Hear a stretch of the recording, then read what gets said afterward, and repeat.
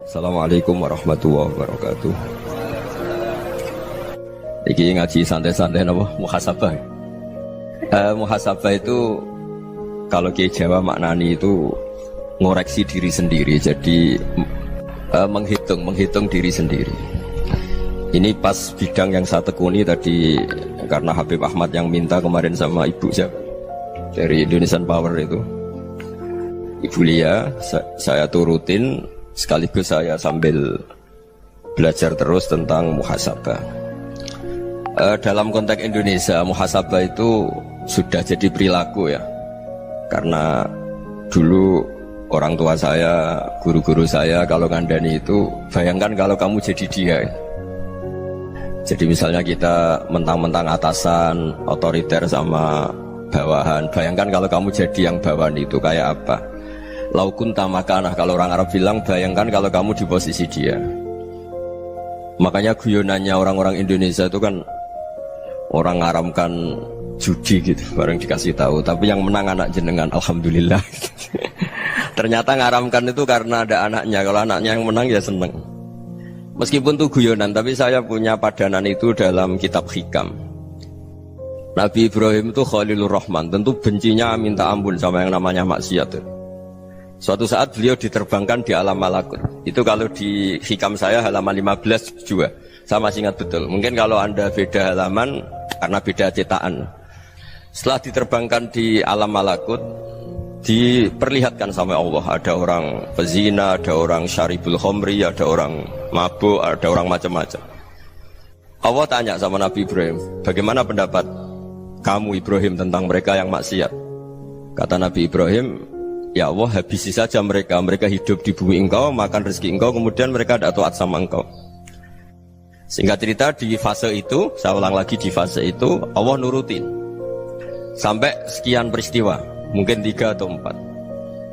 Sudah, setelah sekian tahun Nabi Ibrahim lupa peristiwa itu, kemudian beliau diminta menyembelih anaknya. Ini versi kitab Hikam. Memang versinya banyak tentang kenapa Nabi Ibrahim disuruh menyembelih anaknya. Ketika mau menyembelih anaknya, Nabi Ibrahim ragu. Huwa samratu fuadi, anak saya ini buah hati saya, kenapa engkau suruh menyembelih? Terus kata Allah, apa kamu tidak ingat ketika kamu saya angkat di alam malakut, kemudian kamu usul bunuh-bunuh, saya tidak mempertimbangkan usul Anda, tapi kenapa sekarang saya merintahkan kamu mikir gitu? Terus, ya karena ini anak saya ya Allah. Terus kata Allah, rumang samu wong bukan mata ini gak gawean kau sing gawe kowe enak wae usul mata ini. Sebenarnya saya yang bikin, kemudian Anda enak aja usul membunuh. Semenjak itu Nabi Ibrahim itu di eranya itu asfaqun nas, orang paling sayang sama manusia. Karena kadang kita keras itu ya kebetulan tuh udah anak kita, ada keluarga kita. Cara orang Jawa itu kan gitu ya, kalau ada perempuan terus macak yang macam-macam pakai sepeda motor cowok, terus wah itu luput suwuk, semoga-moga gini. Tapi setelah dikasih tahu, niku ponakane jenengan, semoga-moga selamat. Jadi jangan-jangan kemarin Pak Ahlil Ma'asi itu kebetulan tuh tidak keluarga kita. Kalau keluarga kita yang pernah salah pada kita, semangat kita mintakan maaf. Jangan-jangan kita didikte hukum sosial gitu. Jadi orang yang salah, kebetulan tuh orang yang menservis kita. Atau keluarga kita, atau orang dekat kita. Jangan-jangan semangat kita mintakan ampun. Tapi kalau sama orang lain, kebetulan musuh kita semangatnya minta itu kena adab. Nah ini yang nggak boleh dalam Islam. Islam mengajarkan niru Rasulullah SAW, Nabi itu rahmatal lil alamin. Bahkan kemarin saya ngaji virtual sama beberapa habaib. Ada Habib Ali Al-Jufri dari Mesir, ada Habib Alwi dari Kuitang, ada Habib Nabil Al-Musawa. Dari sekian habaib itu saya masih ingat diantaranya yang didawuhkan rahmatan lil alamin itu ketika Nabi adzahu qaumuh, disakiti oleh kaumnya, dan itu mereka masih kafir semua. Itu mereka dapat doanya Nabi, Allah mahdi qaumi fa innahum la ya'lamun. Kayak apa baiknya Nabi, orang yang menyakiti, yang melukai, tapi Nabi masih berdoa, Allah mahdi qaumi fa innahum la ya'lamun. Sayyidina Umar dapat doanya Nabi itu yakhina kana kafiran, ketika masih kafir didoakan, Allahumma aizzal Islam bi Umar. Itu ketika masih kafir. Itu pelajaran bagi kita bahwa yang sedang tidak cocok pun itu berdapat doa kita. Ya doa supaya kondisi kita baik. hari tambah baik. Karena agama ini saya berkali-kali bilang limangka nayarjuwa hawal yawmal akhir. Agama ini diperuntukkan bagi yang selalu punya harapan pada Allah Subhanahu wa taala. Saya cerita muhasabah ini tentang hubungan kita dengan Allah. Di Indonesia itu banyak orang fasik, banyak orang nakal. Ya di mana-mana orang nakal itu ya mayoritas, wa aksaruhum fasikun. Tapi berkahnya harapan. Mungkin saya kira nakal sok benda, mungkin saya kira sholat sok ben sholat, mungkin sekarang belum sakhok, belum dermawan, suatu saat dermawan. Barokahnya itu kefasikan ini dianggap sementara, sedang fasik, sedang tidak benar. Karena kiai-kiai kita, para guru-guru kita, para habaib utamanya itu mesti bilang semoga husnul khotimah. Nah barokahnya doa itu semoga husnul khotimah itu menjadikan satu pola sosial. Yang sedang fasik ini masih diharapkan jadi lebih baik, jadi lebih. Sehingga kita tidak ngambil sikap ekstrim yang ingin menghabisi atau ingin mengadili, tidak. Karena selalu kita punya harapan, Dan agama ini limangka nerjuwo hawal yawmal akhir. Bayangkan itu kalau yang nakal itu anak kamu. Pasti kamu gak ingin kan langsung dapat azab, dapat apa. Padahal kita semua jadi tokoh ini abul kulli, bapak dari semuanya. Sehingga ketika Rasulullah SAW jalan-jalan kemudian melihat perempuan sedang menyalakan api. Kalau apinya mati ditiup, anaknya dijauhkan. Nanti kalau sudah jauh dari api, anaknya digendong lagi. Terus kata Rasulullah, matur ke semua sahabat, Aro'aitum anna hadih tarihatan waladaha alan nar. Apa kamu berpendapat bahwa perempuan ini akan melemparkan anaknya ke neraka? Tidak ya Rasulullah. Tidak akan seorang ibu melemparkan anaknya ke api. Terus kata Rasulullah, Allahu arhamu min hadih biwaladiha. Allah lebih rahman, lebih rahim dibanding orang tua ini kepada anaknya. Ini yang harus kita kenalkan terus, kita kampanyakan terus, supaya orang hubungannya dengan Allah itu nyaman, asik. Sehingga dengan demikian selalu ada harapan bahwa yang sedang nakal ini suatu saat tobat. Kita tidak boleh menghukumi pasti begini, pasti gini, itu tidak wilayah kita. Itu juga yang dicontohkan Rasulullah SAW. Secara lahir Nabi itu nggak berkenan sama Wahsy, karena Wahsy itu salahnya salah fatal karena membunuh ahabban nasi ila Rasulillah, yaitu membunuh Sayyid Hamzah. Jadi ketika Wahsy tobat, Nabi itu terima tobatnya. Dan ketika beliau dengan basariyahnya nggak siap ketemu Wahsy karena harus ingat Sayyid Hamzah, basariyahnya diturutin. Oke, kamu iman, saya turutin, tapi jangan sering ketemu saya. Karena kalau ketemu kamu, saya masih ingat sama paman saya, Sayyid Hamzah. Kita bisa ngelola seperti itu. Kita tidak cocok sama orang, bagaimanapun mereka umat Rasulullah SAW, kita tetap mencintai mereka. Misalnya kalau beda agama, mereka sama-sama orang Indonesia, kita mencintai mereka atas nama warga Indonesia. Tapi kalau misalnya potongannya ora cocok, beda kultur, bawaannya itu mangkel no coro Jawa, ya bisa diilmoni, jangan ketemu. Wong sudah tidak cocok, ingin ketemu nyari solusi. Roh ini tok seneng itu kan ya repot gitu. Ya sudah kalau nggak mati cocok ya jangan sering ketemu. Dan itu kita bisa memanage seperti itu tuh bisa. Saya berkali-kali cerita tentang Imam Syafi'i. Kalau dikasih tahu ya Imam Abu Abdillah, panggilannya Imam Syafi'i, tetangga anda ini ternyata banyak yang nggak senang anda. Jawabnya beliau senang. Ya bagus kalau nggak senang saya, anda utang saya katanya. Jadi gara-gara saman seneng aku ngatur aku ini kan. Dan mungkin saman rasa seneng kan ya enak. Jadi hidup itu dianggap happy. Kalau seneng ya teman silaturahim, kalau nggak seneng ya nggak bakal utang gitu. Baru kayak seneng itu nggak ganggu. Gitu. Jadi dulu itu orang bisa ngelola seneng tidak seneng itu bisa. Karena ada kearifan hubungan dengan Allah Subhanahu wa ta'ala. Hidupnya selesai karena masyghul bi dzikrillah, mereka sibuk dengan Allah. Makanya kata ulama-ulama tasawuf, kamu jangan melihat manusia perilakunya, tapi kamu juga harus ingat yang gerakkan semua itu Allah Subhanahu wa ta'ala. Dengan demikian kita farah, kita senang. Makanya Nabi kalau ngutus Anas bin Malik kemudian nggak kesampaian yang diinginkan karena Anas main. Ketika garwa-garwani Nabi agak tersinggung, Nabi andaikan Allah menghendaki yang saya inginkan kesampaian, pasti itu kesampaian. Jadi dianggap kegagalan Anas gak manggil yang dituju Nabi itu ya kersane Allah, ya enteng saja. Sayyidina Ali lebih parah lagi yang dialamin. Itu dalam beliau kalau dipanggil itu gak cepat-cepat ke sana. Ketika ditanya, kenapa kamu tak panggil gak cepat ke saya? Amin tu ukubatak, karena aku tahu engkau orang baik. Orang baik itu pemaaf. Jadi makanya orang-orang soleh dulu itu bodoni itu. Makanya sekarang kalau ada orang bodoh itu mesti bidik orang soleh. Kalau orang-orang soleh itu kakean husnudzon lagi sering dibodohin. Abdullah bin Umar itu masyhur itu. Kalau ada budaknya sering sholat, sergap sholat itu dimerdekakan. Akhirnya nggak sholat pun pura-pura sholat. Akhirnya juga dimerdekakan. Ketika ditanya, kenapa engkau merdekakan? Padahal mereka sholatnya menipu engkau, kata pembisik-pembisik itu. Man khoda'ana lillah in khoda'na lah. Dia nipu atas nama Allah, berarti saat tertipu juga atas nama Allah. Gak masalah dong, semuanya demi Allah Subhanahu wa ta'ala. Jadi ketika kita ketemu mensifati Allah Ta'ala itu ghafir, Allah pemaaf. Jangan kamu gak fair untuk diri kamu nyifati Allah ghafir, pada orang lain Allah kamu sifati syadidul iqab. Jadi Allah kamu atur, kayak MC tadi ngatur saya. Jadi Allah itu apa? Kalau pada saya ghafir, kalau pada musuh saya syadidul iqab. Itu tidak fair. Kalau Anda punya harapan kepada Allah karena Allah Rahman Rahim, Allah ghafir, sebenarnya Allah pada musuh kita ya bisa saja Allah ghafir, bisa saja Allah Rahman Rahim. Sehingga kita melihat orang lain yang kita tidak cocok itu ya enteng saja. Itu min ummati Rasulillah sing tanaluhu syafa'atuh, tanaluhu sa'atu rahmati, tanaluhu fair. Jangan dengan kita kayak mesti dapat rahmat. Jangan orang lain kayak Allah pasti syadidul iqab. Itu tidak boleh. Sehingga ketika ada orang Badui, singkat cerita orang Badui ini kencing di masjid, semua sahabat membentak dia. Yang enggak bentak hanya Nabi tok. Saking mangkelnya orang ini karena semua sahabat bentak kecuali Nabi.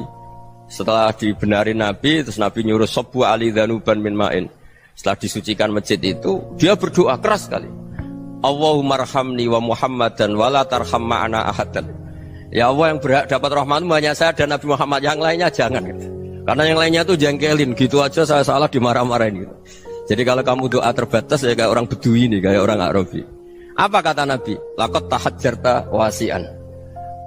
Allah yang rahmatnya luas menjadi kamu sempitkan. Karena kamu mau atur Allah hanya Rahman pada Indonesian Power, pada NU, pada kita yang orang lain nggak perlu dapat. Itu kan kasihan Islam, karena Islam terus nggak dimiliki semua orang. Allah nggak dimiliki semua orang, Rasulullah nggak dimiliki semua orang karena dipek NU, dipek ormas tertentu, dipek nggak boleh seperti itu. Nggak boleh takhasyar tawasian, kata Nabi, nggak boleh mempersempit zat yang rahmatnya itu luas. Ini semoga etika ini kita pakai di Indonesia. Yang sedang fase kita harapkan lebih baik. Yang sedang nggak dapat hidayah kita doakan dapat apa? Hidayah. Masyhur kan, makanya tadi saya mohon sama Habib Ali supaya Habib Ahmad supaya tetap mahalul qiyam, tabaruk sama Habib Ali. Di antara doa-doa di Simtud Duror masyhur itu antuqa bilal mudhniba minnah bil ghufran wal musi'ah bil ihsan. Jadi harapannya para habaib, para orang-orang baik dulu ya, semoga yang dosa itu dimaafkan, yang sedang salah dibuka, bikin lebih baik. Nabi itu tugasnya juga gitu. Wastaghfir li dzambika walil mu'minina wal mu'minat. Nabi itu tugasnya juga memintakan ampun yang sedang salah. Nah ini cobalah jadi etika kita, muhasabah kita. Jadi muhasabah itu cara berpikir kita set, kita pikir ulang. Ternyata semangatnya seorang Nabi itu wastaghfir li dzambika walil mu'minun. Semangatnya itu memintakan ampun. Orang ahli tafsir tahu semua kalau Nabi itu tidak mungkin dosa. Jadi itu khitabun Nabi wa urida bihi ummatu, itu khitab Nabi, tapi yang dimaksud itu umatnya, karena Nabi tidak akan mengalami dzambun, tidak akan mengalami dosa. Sekarang enggak, kadang-kadang kita ini kalau orang lain salah itu semangat. Kalau di perusahaan ada teman salah, apalagi pimpinan salah itu seneng, barokahnya salah bisa ganti kan gitu. Ya, jadi kalau mungkin di dunia tokoh juga gitu, barokahnya ada tokoh salah, kita yang jadi populer sendiri, tidak boleh seperti itu. Kita harus salimus sodri di jami'il muslimin. Jadi ini harus dilatih. Saya tadi matur sama Habib Ahmad, latihan kita jadi hidup. Nabi itu kalau resep jadi wali itu kata Nabi gampang. Kata Nabi, kalau kamu ingin disenangin Allah, ya sudah. Kalau kamu asbahta wa amseta gini-gini, perasaan kamu, kata Nabi, jangan punya perasaan ghil sama orang muslimin. Itu sudah wadzalika min sunnati. Makanya Nabi ngendikan la yablughni ahadun an ahadin syai'an. Ada yang baca la yuballighni ahadun an ahadin syai'an. Seseorang jangan melaporkan ke saya tentang salahnya yang lain. Fa inni akhruju ilaikum wa ana salimus sadri. Karena saya ingin ketemu sampean semua dalam keadaan salimus sadri, tidak punya perasaan apa-apa. Karena kalau nurutin pembisik, nurutin informasi itu ya repot, karena orang pasti sepihak. Ada kiai yang top datang ke kampung-kampung ning desa-desa. Kata yang seneng itu punya akhlak. Wah itu bagus orang besar datang ke kampung-kampung. Kata yang nggak seneng, wah itu jobnya kiai kecil kok diambil, itu kan ya kasihan itu kan sudut pandang.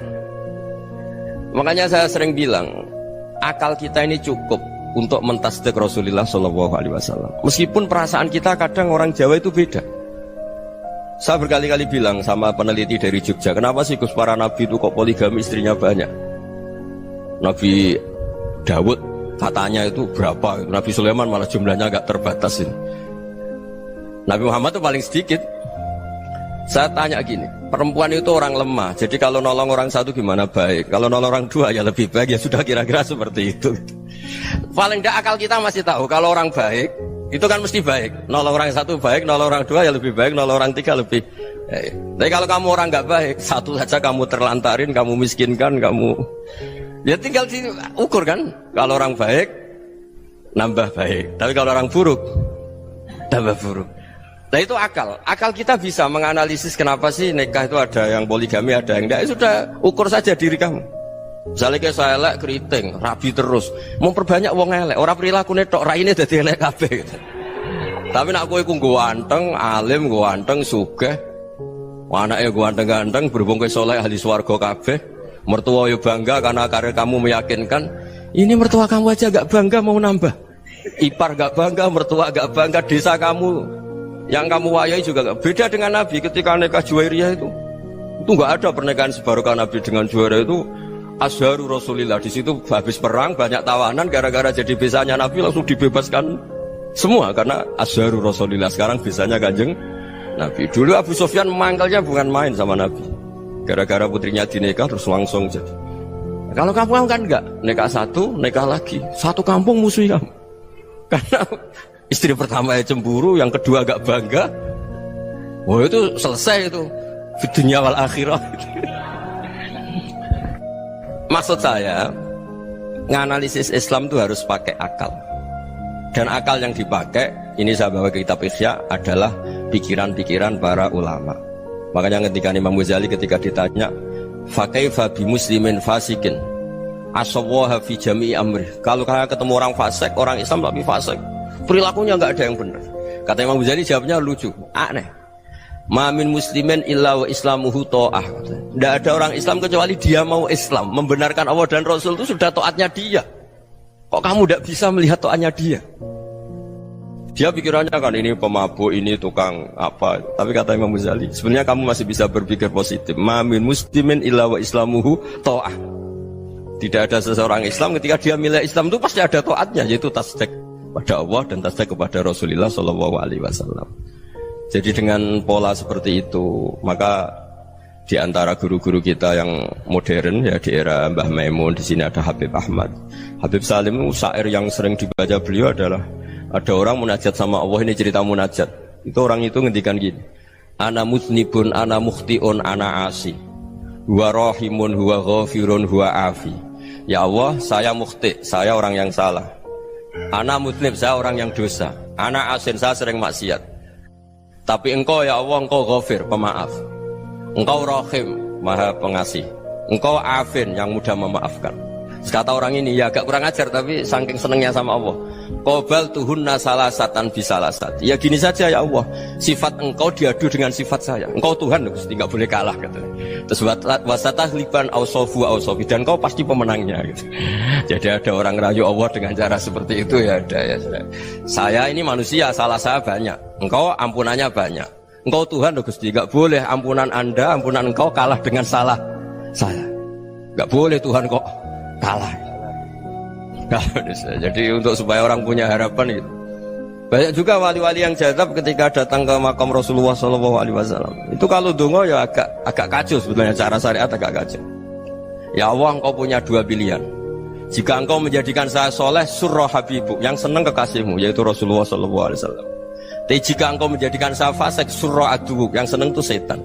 Monggo jenengan mau menyenangkan kekasih jenengan, mau menyenangkan musuh jenengan, monggo jenengan bebas kok memilih. Mestinya Allah ya senang menyenangkan kekasihnya. Jadi ya, intinya Allah dipaksa untuk menjadikan dia orang soleh gitu. Jadi kayak kemarin itu Pak Gus siapa yang kesini itu kuliah ke sini itu sama Habib Ahmad. Saya pertama nggak mau, lama-lama Habib Ahmad.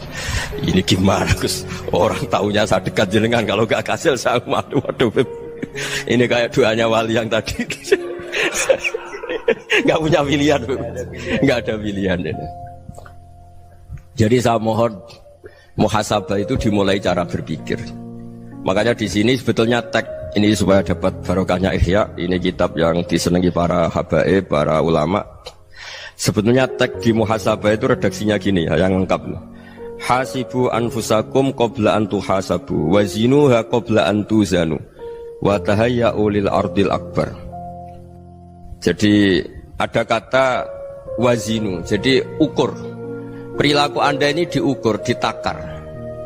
Misalnya kita sebagai suami kan ya punya hal-hal yang kita tidak ideal. Corong Jawa mesti pesek.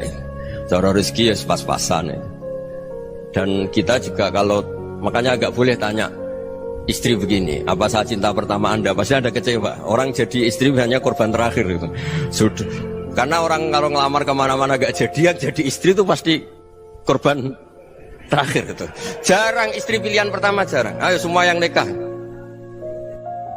Rata-rata itu pilihan Anda pertama Pak, dari sekian ditolak di mana-mana terus.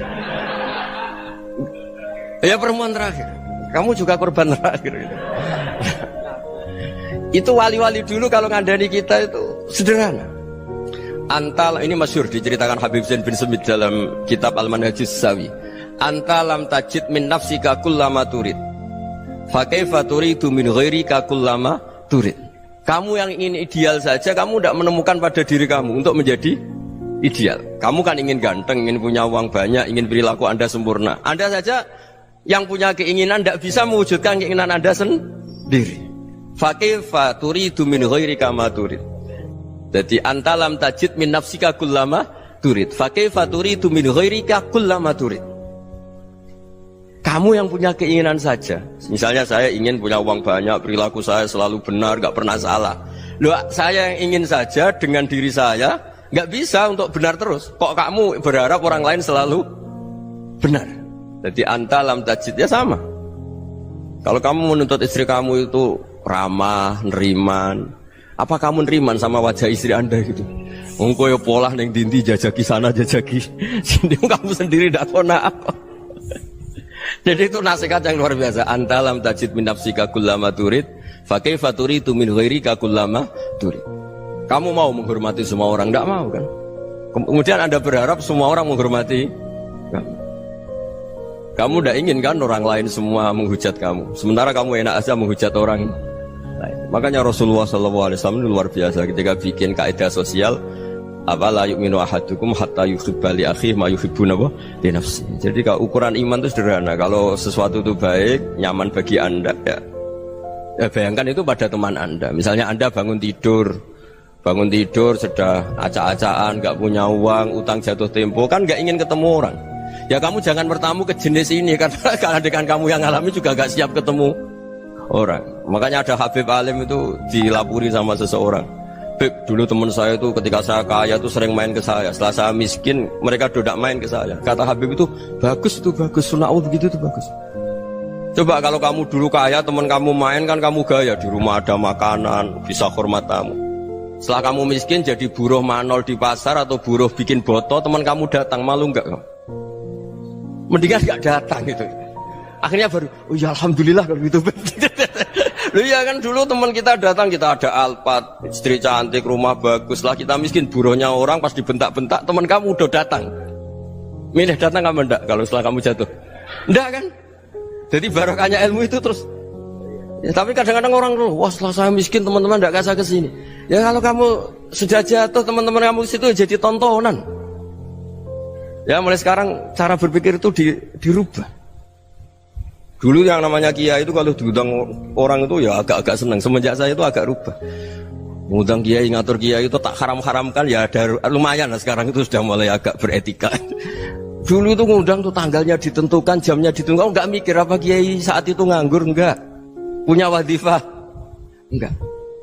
Dia milih tanggal yang dia nganggur, enggak mikir pas itu kiainya nganggur apa, enggak. Ya saya hanya cerita aja, kamu tersinggung ya monggo, boten ya monggo itu kan. Jadi saya mohon lah supaya tadi saya juga matur ke Habib Ahmad. Jadi untuk orang merasa ikut sunnah Rasul itu gampang sekali kata Sayyid Muhammad. Dulu Nabi berpakaian ala daerahnya. Kalau mikot ya pakai mikotu baladi. Karena Nabi orang Madinah dan beliau berdomisili di Madinah ya misalnya mikotnya dari Bir Ali misalnya. Tapi kalau anda orang kawasan Tanim mau umrah ya dari Tanim. Misalnya kawasan Jirona ya dari Jirona. Artinya apa? Kamu ngambil mikot karena Nabi mikot misalnya dari Bir Ali. Bukan berarti kamu harus seperti Nabi di Bir Ali. Kamu orang Mekah misalnya kamu orang Tanim. Orang ya harus dari mikotu apa? Baladi. Sama, makanya di fikih-fikih itu kalau teknik anak, Nabi orang Arab, halawiyatnya kurma ya kurma. Kalau orang Jawa sedegan, semua podo-podo. Ya, podo-podo manis. Jadi ini tabaruk sama Sayyid Muhammad, ini ada murid beliau, Habib Ahmad, sahabatnya. Supaya orang itu merasa ikut Nabi itu gampang sekali. Ini saya baca ya di halaman, tadi disaksikan Habib Ahmad, 433 di kitab, apa begini? Manhajus salaf fi fahmin nusus. Itu kata Sayyid Muhammad, wa kanat sunnatu Rasulillah annahu yat'amu ma yajiduhu fi ardi wa yalbasu ma yajidu wa yarkabu ma yajidu mimma abahu wa ta'ala. Faman istamala ma yajiduhu fi ardi fa huwa al-muttabi' lis sunnah. Kama annahu hajjal baita min madinati. Faman hajjal baita min madinati nafsihi fa huwa al-muttabi' lis sunnah wa illam takun hadhil madinatu tilka.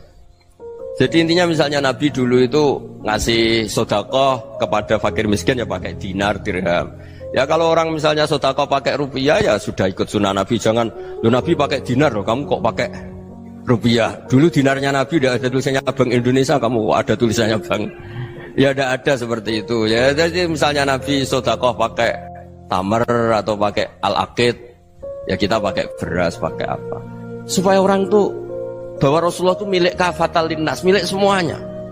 Sehingga merasa ikut sunnah Nabi itu ya semuanya. Makanya dulu Mbah Mun kalau motivasi saya supaya bombong, kalau orang Jawa bilang bombong. Wong Jawa mesti ono wong alim. Beliau menyontohkan mas itu Mbah Fadol, Senori, Mbah Ihsan Jambes. Itu bisa ngarang-ngarang kitab luar biasa. Padahal beliau bukan orang Arab. Imam Sibawai itu orang Persia, Imam Ghazali orang Tus itu juga ikut Persia.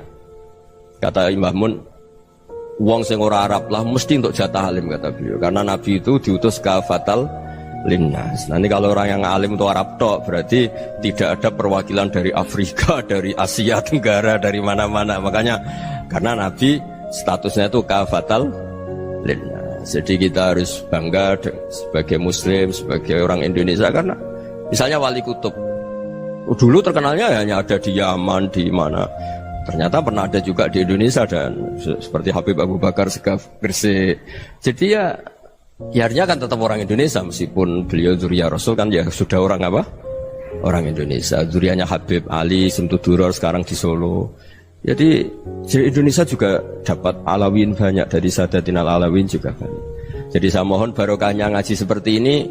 Melihat orang lain tuh gampang, bayangkan tuh kalau anak kamu. Makanya Nabi nanti kalau nggak percaya lihat di Hikam nomor 15 di kitab saya itu. Di situ dijelaskan oleh Hikam, jangan-jangan semangat Anda pada orang yang maksiat, pada orang yang keliru supaya dihukum itu karena kebetulan itu udah anak Anda, itu udah keluarga Anda. Coba kalau itu keluarga Anda. Makanya kalau saya guyonan di Jogja itu ada pembantu mecahkan piring terus dimarahi majikannya, saya mesti guyon gitu, pasti itu pembantunya tidak cantik. Kok bisa Gus? Andekan cantik dan kamu senang mecahno piring satu, piring 1000 ora iso ngamuk. Ternyata ngamuknya itu karena mecahkan piring apa karena plus tidak cantik. Coba jawab para lelaki ini. Kamu marah sama orang maksiat itu karena maksiat karena plus itu udah anak Anda. Bayangkan kalau itu anak Anda.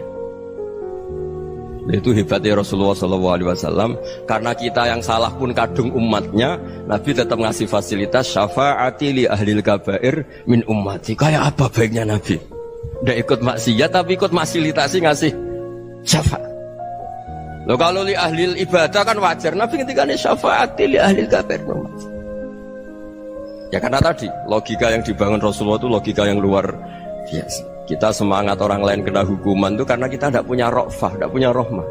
Coba kalau Rasulullah yang bil mu'minina ra'ufur rahim, semangatnya itu mendoakan supaya tobat, mendoakan diampuni, Dan itu juga yang diperintahkan oleh Allah Subhanahu wa taala, wastaghfir li dzambika walil mu'minina wal mu'minat. Ya semoga barokahnya ngaji ini, barokahnya Habib Ahmad, barokahnya Maulid Simtud Duror, barokahnya semua kitab Madaih, Tibak Barjanji semuanya, barokahnya Ikhya, barokahnya Said Muhammad, barokahnya guru kita semua, Mbah Maimun, bapak saya. Kita ini ngikuti manhaj, ya, ngikuti apa? Manhaj. Saya sering didhawuhi Mbah Mun, kenapa ihdinas siratal mustaqim bukan siratoka?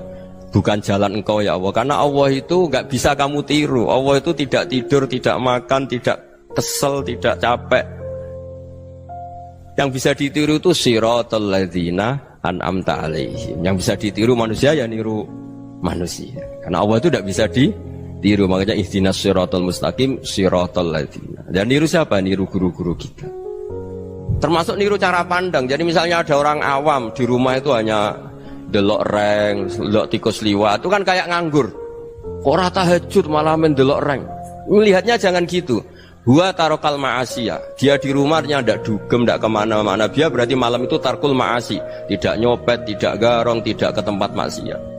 Susahnya apa sih husnudzon? Jadi jangan lihat huwa tarkut tahajud, huwa tarokat tahajud, wa taroka qiyamal lail. Oke ya, namanya orang begitu ya tidak tahajud, tidak qiyamul lail. Tapi susahnya apa sih kamu bilang huwa tarokal ma'asiyah? Dia juga meninggalkan maksiat, dan tarkul maksiat itu ibadah. Supaya orang tuh gampang lah husnudzon sama orang muslim. Ini orang mukmin, orang yang luar biasa. Di mata Allah itu orang yang luar biasa. Kayak tadi Imam Ghazali, kalau saya ketemu orang muslim kemudian dia tidak pernah baik, gimana? Kata Imam Ghazali, ma min muslimin illa wa islamuhu ta'ah. Tidak ada orang Islam ketika dia mentasdihkan Allah dan Rasulullah, berarti dia juga punya taat. Ya ini latihan saja, sing iso nglakoni Habib Ahmad kula namung cerita mawon. Kula cerita secara akademik, saya punya kitab, saya baca, dan alhamdulillah kita paham barokahnya para guru, dan supaya terbiasalah. Sebaik-baiknya ibadah husnudzon billah wa husnudzon bil mu'min. Soal tidak cocok ya diilmoni tadi ya, namanya nggak cocok ya jangan sering ketemu. Seperti Rasulullah SAW, beliau karena sangat mencintai Said Hamzah, ketemu orang yang pernah begitu sama Said Hamzah ya beliau secara basyariah tidak siap. Tapi beliau secara cara bahasa sekarang, secara profesional, kalau beliau seorang nabi dan harus menerima tobatnya siapapun ya diterima. Saya meskipun dengan A, B gak cocok karena dia begini-begini sama saya, tapi saya ingat dia sholat, dia baca sholawat, dia mencintai Rasulullah, ya kita hormat. Ya soal gak cocok ya di manage tadi ya, zuruhiban tasdidhuban. Kalau gak pati cocok ya jangan sering ketemu, bawaannya enak nanti. Ya semuanya itu diilmoni lah. Makanya ngendikane Ma'ruf Al-Qurhi ada yang baca Al-Kharki, mangqala fil yaumi salasa marrat wa marham ummata Muhammad kutiba minal abdal. Karena semangat mencintai siapapun satu hari sering baca marham ummata Muhammad, wa ma aslih ummata Muhammad, wa ma tajawaz an ummati Muhammad, itu mesti kutiba minal abdal. Dia pasti termasuk wali abdal. Maksudnya semangat mencintai ya dilatih lah. Misalnya Indonesia Power atau PLN, andai kan tidak ada PLN tuh kayak apa? Orang nggak bisa ngaji, tidak bisa aktivitas. Ya barokahnya ada PLN, barokahnya jasanya. Kita sadar, tidak semua kebaikan kita ini memenuhi keinginan orang banyak. Orang banyak ingin listrik, ingin saluran apa, dan itu kadang yang mewujudkan orang lain atau kelompok lain. Ya karena itu manfaat ke orang lain ya kita doakan. Karena khairunas anfa'uhum linnas, sehingga kita terbiasalah ngakui orang lain. Seperti semangatnya Rasulullah SAW, semuanya itu didoakan, semuanya diinginkan kebaikannya. Bahkan Nabi gak putus asa sampai di akhirat. Ketika Nabi lain sudah putus asa karena sudah akhirat, sampai dimintai syafaat semuanya bilang nafsi, nafsi. Karena merasa semuanya gak punya nyali di depan Allah, karena ini sudah akhirat, sudah finish. Tapi apa Rasulullah? Analah, ya udah saya sanggup mensyafaati kalian. Terus kata Nabi, fa'atiyal arsya, saya mendatangi aras, fa'akhirru lahu sajidan, saya sujud, wa ahmaduhu bima hamida allamaniha rabbi. Kemudian saya tetap muji Allah dengan pujian yang terus menerus. Padahal sudah di akhirat, sudah finish. Nabi dimintai syafaat masih sanggup, karena Nabi tahu akhirat tidak bisa mendikte Allah, tidak bisa Allah terus bilang, ya Allah ini akhirat loh, engkau sudah tidak boleh mensyafaati, tidak bisa. Allah tidak bisa diganggu akhirat, Allah tidak boleh dibatalkan rahmannya oleh akhirat. Allah tetap Rahman Rahim abadal abad, dan Nabi tahu itu. Makanya kata para ulama, fa Muhammadun ahmadu min ghairihi. Jadi Nabi Muhammad namanya dua yang terkenal. Sebenarnya banyak yang terkenal dua, Muhammad sama Ahmad. Ketika Nabi punya nyali memuji Allah di akhirat atau sudah di akhirat, Itu fa Muhammadun ahmadu min ghairi. Ketika nabi lain sudah tidak punya nyali muji Allah karena sudah akhirat, Nabi Muhammad tetap berani muji Allah di saat seperti itu. Makanya ahmadu di situ kata ulama itu af'al tafdil. Fa Muhammadun ahmadu min ghairi. Kanjeng Nabi lebih memuji Allah di saat yang nabi lain sudah tidak punya nyali untuk muji Allah di saat itu. Makanya kata Nabi fa akhiru lahu sajidan wa ahmaduhu bimahamida 'allamaniha rabbi. Akhirnya setelah lama gitu terus Allah ngendikan ya Muhammad irfa' ra'sak wasal tu'tah wasfa' tusyaffa. Sudah Muhammad, angkat kepala kamu minta apa saya turutin, dan kalau kamu ingin mensyafaati umatmu saya beri hak napa? Syafaat. Nah, semoga semangat itu juga menjadikan kita munajat bahwa rahmat Allah tidak terbatas, harapan juga tidak terbatas. Mungkin yang sedang nakal ya kita katakan sedang, jangan terus kamu pastikan wah ini mesti suul khotimah, mesti tidak orang baik. Ndak, agama ini liman kana yarjuwa wal yaumal akhir.